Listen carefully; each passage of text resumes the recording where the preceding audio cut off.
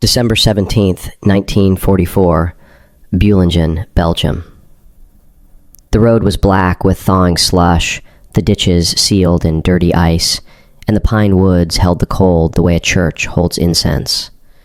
German tanks had come through in a rush of steel and exhaust, their tracks biting into frozen mud, their crews half blind from smoke, fatigue, and the white breath of the Ardennes morning. Somewhere beside an abandoned American vehicle, a ration bag lay split open in the snow. It was not treasure in the old military sense. There were no maps inside, no codes, no pistol, no field order stamped with a command seal. There were biscuits wrapped against damp, sugar, cigarettes, chocolate, and a strip of chewing gum in neat paper, absurdly clean in the filth of winter war. The smell that rose from it was faint but unmistakable. Coffee, sweetness, processed comfort, the scent of a country that seemed to have packed a grocery shelf into a soldier's pocket. In that moment, the bag said something that artillery had not yet fully said. It said the enemy was not merely armed. The enemy was provisioned, cushioned, organized, and frighteningly sure that even an ordinary infantryman should carry small luxuries into the snow. That was the shock. German soldiers had been taught to think of the Americans in two contradictory ways at once. On the one hand, Nazi propaganda mocked them as soft, commercial, racially mixed, undisciplined, a people weakened by comfort and modern appetite. On the other hand, German officers understood that this same enemy possessed factories, oil, trucks, canned food, rails, ships, and endless material reserves. The ordinary Lanzer was expected to resolve that contradiction with faith.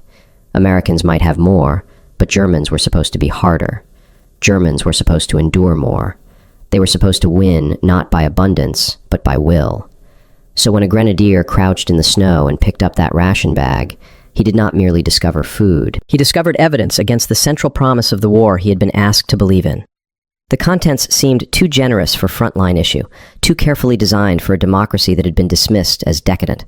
Chocolate, gum, cigarettes, coffee, sugar, these did not belong in the German imagination to the same hand that fired artillery in freezing woods. Yet there they were, wrapped and ready, as if the battlefield itself had been stocked by a department store. The moment mattered because it unfolded in the middle of Germany's last great gamble in the West. The Ardennes offensive, launched in December 1944, was built on speed, surprise, and a supply situation so fragile that even German planners knew it was perilous. The official U.S. Army history of the campaign notes that the movement of armored columns before the attack had already burned far more fuel than German quartermasters expected. By December 16th, roughly 4,680,000 gallons had been assembled for the offensive, but perhaps half of that still sat in dumps east of the Rhine. German armored units began the battle with enough fuel for perhaps 90 to 100 miles of normal travel, and the same official history describes the offensive as beginning on a logistical shoestring. That is why Beulingen mattered. Kampfgruppe Piper, spearheading the advance, veered toward the town partly because it had been told American gasoline stores were there. The official history records the episode with chilling brevity. Sure enough, the gasoline was found as predicted. Using American prisoners as labor, the Germans refueled their tanks. They scooped up much other booty here. Fuel, captured vehicles, food, ammunition. German progress depended not only on what Berlin had assembled, but on what America had already placed within reach on the battlefield. The ration bag, then, was not a trivial detail lying beside the road. It belonged to the same revelation as the fuel dump. Germany was attacking an enemy so lavishly supplied that even its losses could become a source of nourishment for the attacker. The American K-ration itself had been designed precisely for this kind of mobile war. The U.S. Army Quartermaster Museum traces it to the work of Dr. Ansel Keys, who proposed a compact ration for parachute troops, tank crews, motorcycle troops, and other mobile units. Officially adopted in 1942, it was packed in 8 units and yielded approximately 8,300 calories in total. Its final specification was almost startling in its completeness. The breakfast packet contained a canned meat product, biscuits, a compressed cereal bar, soluble coffee, a fruit bar, gum, sugar tablets, 4 cigarettes, water purification tablets, a can opener, toilet paper, and a wooden spoon. The dinner carton included canned cheese, biscuits, a candy bar, gum, beverage powders, sugar, salt tablets, cigarettes, matches, can opener, and spoon. The supper packet carried canned meat, biscuits, bouillon powder, confections, gum, soluble coffee, sugar, cigarettes, can opener, and spoon. It was not gourmet food. It was something more significant, a system. Even the emergency chocolate spoke in the language of scale. The Quartermaster Museum notes that the World War II D-ration bar contained chocolate, sugar, dry milk, cacao fat, oat flour, and flavoring, providing 600 calories per bar. The National World War II Museum adds another dimension to that fact.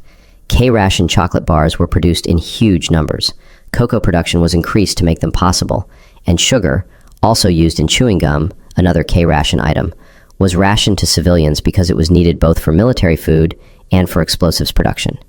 So the strip of gum in that ration bag was not a childish indulgence. It was the end product of farms, freighters, factories, chemists, railroads, packaging plants, and a home front willing to deny itself so that a soldier in Belgium could tear paper with frozen fingers and find sweetness inside. The German soldier who found it came from a different world of food. German field rations had once been scientifically calculated and respectable in calorie terms. A standard emergency iron ration, the Halbisen, typically consisted of a 300-gram tin of meat and 125 to 150 grams of hard bread. There was Erbswurst, the compressed pea soup pellet that could be dissolved into a hot meal. There were canned meats, hard biscuits, and crisp breads.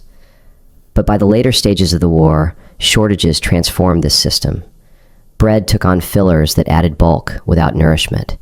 Coffee became ersatz, chicory, roasted acorns, beech nuts, barley, chickpeas, oats, substitutes that often contained no caffeine at all.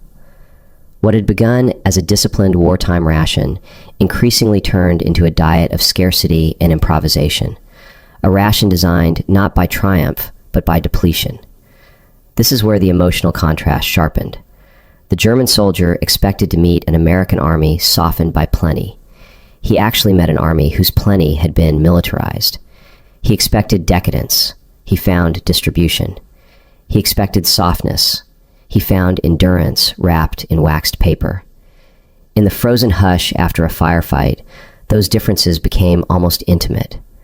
A strip of gum could feel more unsettling than a rifle cartridge, because a cartridge belonged to war, while gum belonged to a civilization so materially confident that it could send comfort forward with violence. The chewing gum was the smallest and perhaps the most disturbing object in the bag. Chocolate could be explained as calories. Cigarettes could be explained as morale. Coffee could be explained as necessity. But gum lingered in the mouth after the first bite of fear, after the first shell burst, after the first mile of marching. It had no battlefield purpose except to remind a man that he was still a person. One can imagine the gesture. A gloved thumb peels back paper. The gum is pale, dry, perfect. It has crossed an ocean, survived unloading, rail movement, truck movement, depot sorting, frontline issue, and the wreck of battle without ceasing to look ordinary. Somewhere in Germany, boys the same age are swallowing acorn coffee and stale bread bulked out with fillers. Here, in a ditch in Belgium, the enemy packs mint and sugar into the private kit of an infantryman. That is when the joke curdles. It is easy to laugh at American food from a distance. It is much harder to laugh when the sweetness sticks to your own teeth, and you realize the country that made it has also made the tank rolling toward you, the aircraft overhead, the truck columns behind the lines, and the endless replacement crates that seem to appear as if by weather. The ration bag mattered not because it was luxurious by peacetime standards, but because it was democratic by wartime standards. It suggested that these goods were not reserved for generals, aces, party officials, or elite formations. They were issued to ordinary Americans. That was a profound ideological insult to the Third Reich. National Socialism had promised hierarchy, discipline, and conquest as the basis of greatness. Yet here was a different model of power, a mass republic capable of sending little parcels of sweetness, caffeine, tobacco, and convenience to common soldiers, while also maintaining artillery, shipping, and fuel at continental scale. The bag said something the grand speeches never admitted, that abundance distributed downward can be stronger than privilege distributed upward. This did not mean the American soldier lived in comfort. He did not. K rations were compact, monotonous, often disliked, and never a substitute for a hot meal. The Ardennes winter froze men where they stood. Americans went hungry, shook with exposure, lost gloves, cursed the cold, and died in tree bursts and roadside ambushes. But the difference lay in the structure behind the suffering. American hardship took place within a larger system that kept replenishing itself. German hardship increasingly revealed a system that was running out. So when German troops encountered captured American food, cigarettes, fuel, and gear, they were not just consuming enemy supplies. They were touching the edge of a strategic truth. The United States could sustain both misery and morale at once. Months earlier, before the invasion of France, Eisenhower had told his troops that our home fronts have given us an overwhelming superiority in weapons and munitions of war, and placed at our disposal great reserves of trained fighting men. That line is often remembered as rhetoric, but by late 1944, it had become visible in the smallest objects. The superiority was not only in bombers or shell tonnage. It could be seen in the architecture of a ration packet, in the certainty that coffee, gum, matches, sugar, cigarettes, and a spoon would all be there together because some distant machinery of democracy had decided that an infantryman mattered enough to equip fully. For the German soldier, this created a new and bitter kind of fear. Fear of being shot is immediate and animal. Fear of an enemy system is colder. It grows slowly. It begins when one notices that the enemy's dead still seem better supplied than one's living. It deepens when one sees abandoned American vehicles full of rations, extra fuel, and cigarettes. It becomes something like dread when one realizes that such plenty is not the result of local luck, but of national design. The ration bag becomes a message from the unseen world behind the front. It says there are more where this came from. It says the warehouse is larger than the battlefield. It says the man you are fighting is connected to a continent of production. And that, perhaps more than the taste itself, was what instantly felt wrong. German propaganda had insisted that material plenty made democracies shallow. Yet on the Western Front, the opposite increasingly seemed true. Plenty had made the American war effort broad, resilient, and repeatable. It allowed mistakes to be absorbed. It allowed a lost truck not to be the end of a battalion's food. It allowed chocolate and gum to appear not as extravagance, but as standard issue. The German soldier, chewing in the cold, confronted a contradiction his ideology had no elegant answer for.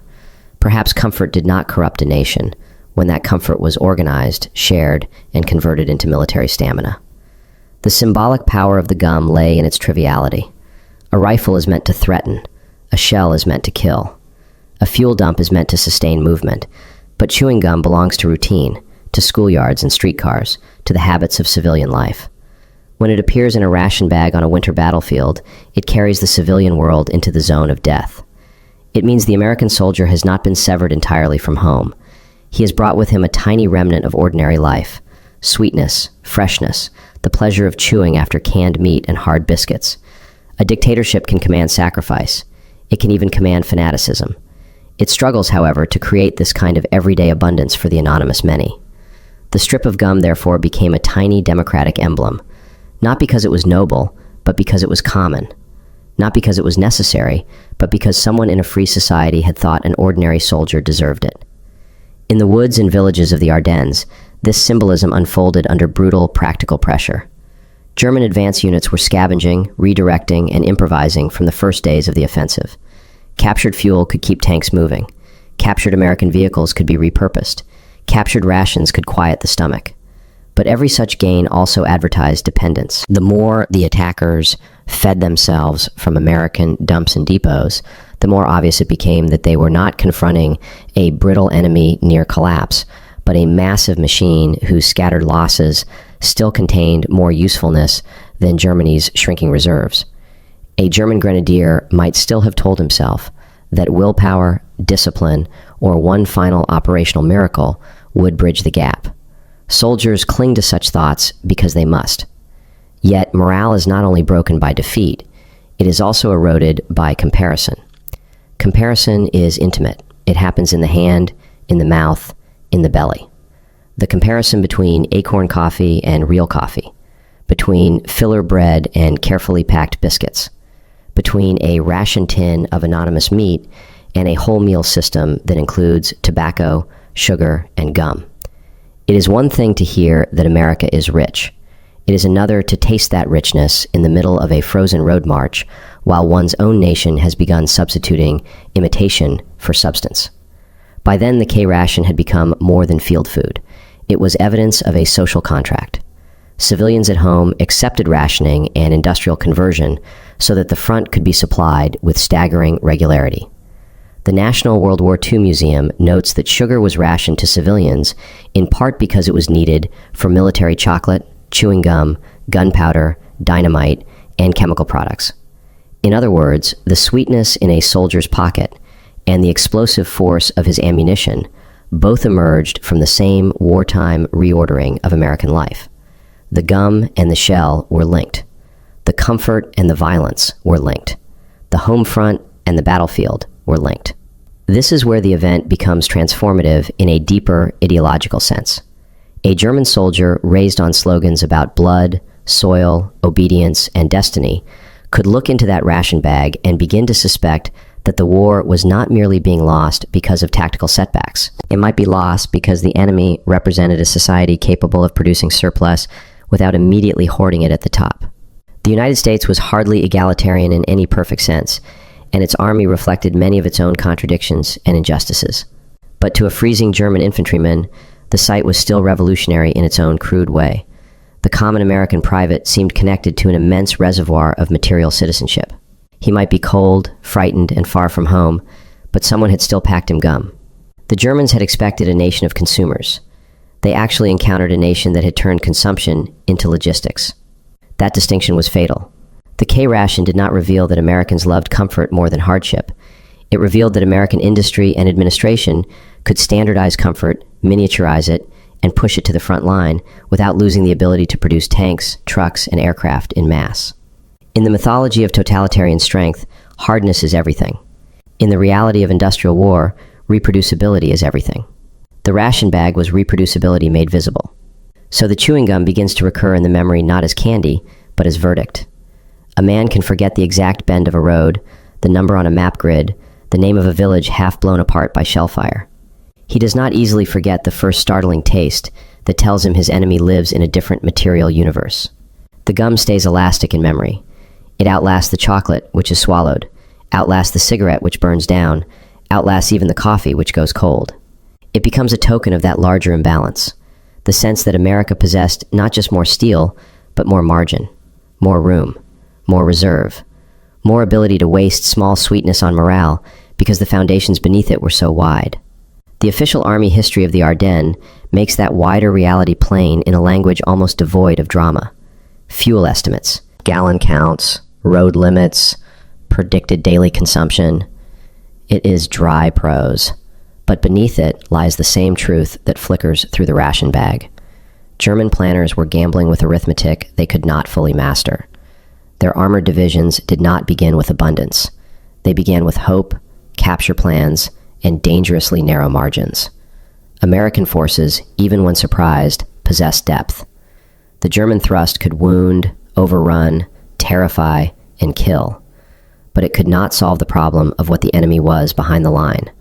Richer in movement, richer in replacement, richer in calories, richer even in trivial comforts. This changed more than morale. It changed perception. Many German soldiers had entered the war believing history favored the hard, the pure, the ruthless, the ideologically certain. But by late 1944, the battlefield increasingly suggested that history also favors the society that can feed motion, preserve morale, distribute tools, and let ordinary people participate in a national effort without reducing them entirely to hunger. The ration bag thus became a small anti-propaganda text. It contradicted speeches. It contradicted racial arrogance. It contradicted the cult of heroic deprivation. It implied that a free and messy industrial society might be stronger than a regimented one precisely because it could support life as well as command death. There is also a human humiliation in such a discovery. To be hungry in war is one thing. To be hungry while looking at the well-packed food of an enemy you were told to despise is another. Pride does not withstand that comparison easily. The snow, the mud, the metallic taste of cold air, the ache in the knees, the damp socks, the numb fingers. Something was wrong with the belief that democracies were too soft to win total war. Something was wrong with the idea that hierarchy and hardness automatically translated into historical destiny. Something was wrong with a Reich that increasingly fed its men substitutes while the enemy distributed sugar and cocoa to frontline infantry at continental scale. In the end, the ration bag becomes a kind of battlefield parable. Not because a strip of gum or a chocolate bar won the war by itself, but because those objects revealed the deeper structure of victory. Freedom, for all its noise and waste and contradiction, had built a supply civilization vast enough to put sweetness beside bullets. Abundance had not made the American soldier less dangerous. It had made him more durable. And for the German who bent over that torn bag in the Ardennes snow, the realization may have come not as a grand political epiphany, but as a quiet nausea of understanding. The war was larger than courage, larger than doctrine, larger than hate. It had become a contest between ways of organizing life itself. So one keeps returning to that strip of chewing gum. Thin, wrapped, almost laughable. A tiny civilian pleasure carried into a world of shattered villages and burning half-tracks. Yet it survives in memory because it symbolizes the thing the Third Reich could not finally master. A society wealthy enough to make common comfort ordinary, free enough to imagine that ordinary men deserved it, and powerful enough to carry that belief across an ocean into battle. In the Ardennes cold, the gum was not just sugar. It was the taste of a republic's depth. It was proof that freedom could be materially generous, that abundance could be shared downward, and that ideology begins to die the moment a hungry soldier discovers that the enemy's smallest kindnesses are also instruments of strength. Long after the engines cooled and the snow covered the road again, that is the larger truth left. All of it presses harder when set against the sight of sugar tablets and factory-sealed biscuits. Hunger always narrows ideology down to the hand. A soldier stops thinking in abstractions when he opens a packet and smells what is inside. In that sense, the American ration bag was more dangerous than it looked. It did not simply feed, it argued. And what did it argue? That abundance, when organized through a broad national system, can become a weapon. That democratic societies are not necessarily undone by the desire to make ordinary life easier. That the capacity to provide coffee, cigarettes, and gum to millions of soldiers may be inseparable from the capacity to provide them ammunition, transport, and medical care. The enemy was not weak because he had comforts. The enemy was strong enough to have comforts and still wage mechanized war across oceans. In the mental world of many German soldiers, that realization marked a shift from contempt to unease, from unease to respect, and from respect to a private, often unspoken recognition that the scales of the war were moving beyond courage alone.